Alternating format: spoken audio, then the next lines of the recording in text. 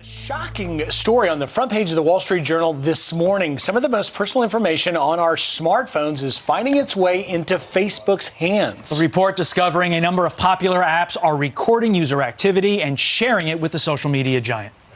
Here with more is Kurt, the cyber guy. Hey, good morning to you. Welcome. Good morning, guys. Tell us what's going on. You wake up and you see this headline on the Wall Street Journal's paper and you go, what is it going to take for us to wake up and realize that Mark Zuckerberg and Sandberg and the whole team over Facebook aren't really looking out for our interests? This is another way that Facebook is trying to gather more and more information about us in a deeply personal way without us knowing it. So are they paying these apps? Are they paying these apps? You know, whether they are, they are aren't. I don't know. Whether they are, they aren't. A lot of their influence comes to the fact that apps have to participate in Facebook because they have such a large platform.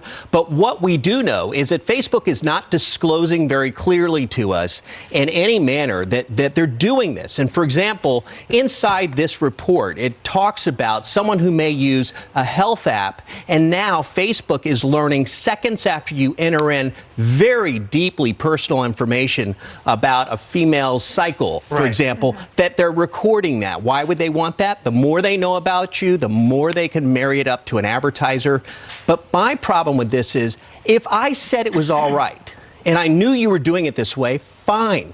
Here's the app I want. I want an app that wakes up Congress right now to what's going on in California and Silicon Valley with this just run amok tech industry that has absolutely no policing. But that's about as likely as the Green New Deal. Not true. Okay, but what can I do? Did it, we what could can do I do it. today? What can I do today on my phone to prevent this from happening? Not use it. You know, honestly, at this point, you have a report like this come out where you think like, okay, we've got it.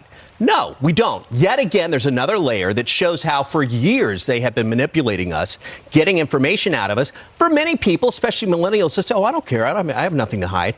You have nothing to hide until later this information suddenly gets sold to, for example, an insurance company. And you go to buy a life insurance policy and they say, you know, it's going to be extra expensive for you, or we're not going to insure you altogether. Sorry, you're not available. Why? Well, you know, we don't disclose that, but here is, and they're gathering information about us to tell us what their risk level is for investing in an insurance policy for us. That's just one minor example. To say nothing of what about if your future employer starts to learn things about what's being revealed that you chose not to offer. Kurt, as you can tell,